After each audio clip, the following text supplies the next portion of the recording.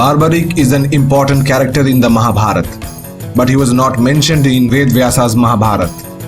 We find his presence in different other versions of Mahabharata. His names may differ in various versions, but the basic story outline is the same. He was a son of Ghatotkacha, who was the son of Bheem and Hidimba.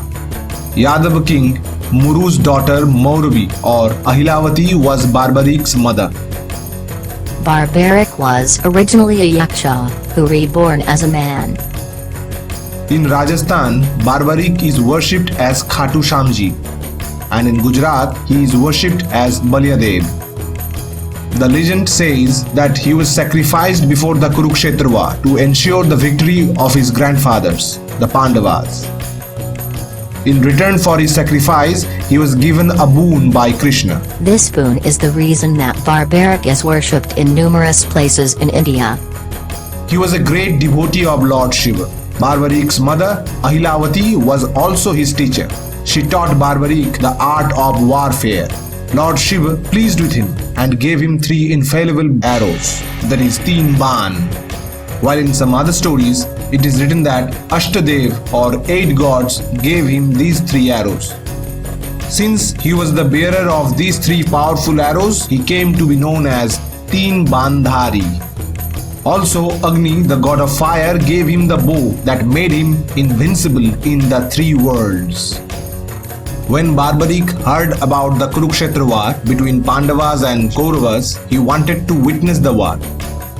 Before leaving for Kurukshetra, he promised to his mother that if he found it was necessary to fight the war, he would support and fight along with the side which was losing in the war at that point. Before the Mahabharata war starts, Krishna asked all the powerful warriors among the Pandavas and Kauravas that in how many days they can finish the war alone. Among Kauravas, Bhishma answered that he can finish the war within 20 days. Dronacharya said he would take 25 days to finish all the opponents. Karna replied that he would take 24 days. Among Pandavas, Arjun said it would take him 28 days to finish the war alone. When Krishna heard about Barbarik and his strength, he disguised himself as a Brahmin and appeared before him. Krishna asked the same question. How much time will you take to finish the battle alone? Barbarik replied, 1 minute. Krishna was surprised and asked him that how he can end the battle in 1 minute. Barbarik replied that he is the bearer of 3 infallible arrows, and his single arrow is sufficient enough to destroy all the opponents. He continued that he uses the first arrow to mark all the things that he wants to destroy. Then, using the second arrow, he marks all the things he wanted to save. Now the third arrow will destroy everything that is not marked, and then return to his quiver. To verify Barbarik's power, Krishna challenged him to tie all the leaves of the peepal tree under which he was standing using his arrows. Barbarik closed his eyes and starts meditating to release his first arrow for marking all the leaves. At that moment, Krishna plucked 1 leaf from the tree and hides it under his foot. Now the arrow marks all the leaves of the tree but starts hovering over Krishna's leg. Krishna was surprised and asked Barbarik what's going on. Then Barbarik said that there must be a leaf under the foot and advised him to lift his foot, otherwise the arrow will pierce it to mark the leaf. By this, Krishna concludes that the arrows are so infallible that even if Barbarik is not aware of his targets, the arrows are so powerful that they can still navigate and trace all the intended targets. He thinks of a condition that what if Barbarik fight alongside Kauravas against the Pandavas?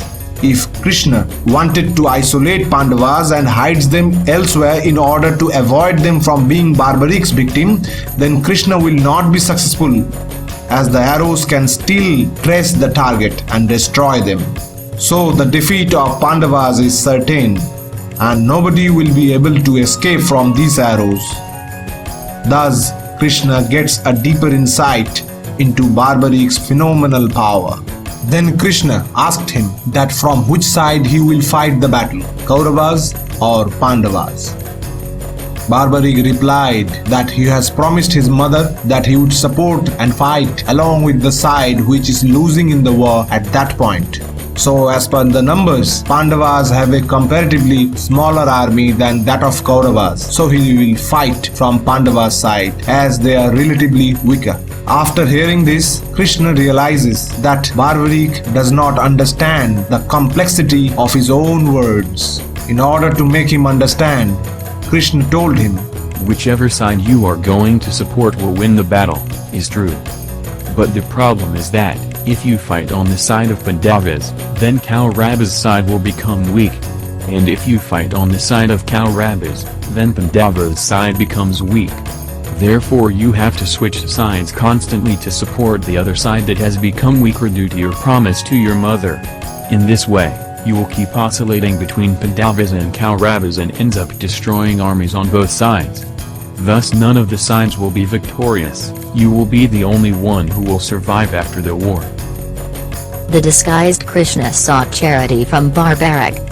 Barbarik promised to give anything he wants. Then Krishna asked for the head of Barbarik. After hearing this, he was shocked and find something strange. Barbarik asked the Brahman to reveal his true identity. Then Krishna showed Barbarik his divine form of Lord Vishnu. After seeing the divine form, he agreed to give his head to the Lord Krishna. But before he sacrifices his head, he pleads with Krishna to fulfill his desire to watch the entire battle, as he is not able to participate in the battle. Krishna agreed to this. Barbarik cuts his head off and gave it to Krishna. Lord Krishna placed his head on top of a hill from where he could witness the entire battle. After the battle ended, Pandavas starts arguing that who is the greatest warrior among themselves and who is responsible for their victory against Kauravas. Krishna suggested Pandavas to ask Barbarik's head that who is responsible for their victory. When Pandavas asked him about the same, he said that it was Krishna alone who is responsible for their victory. His advice, his presence, his game plan had been very crucial. In Nepal, we find a similar story of Kirat King Yalamber, who sacrificed his head to Lord Krishna ahead of Kurukshetra war.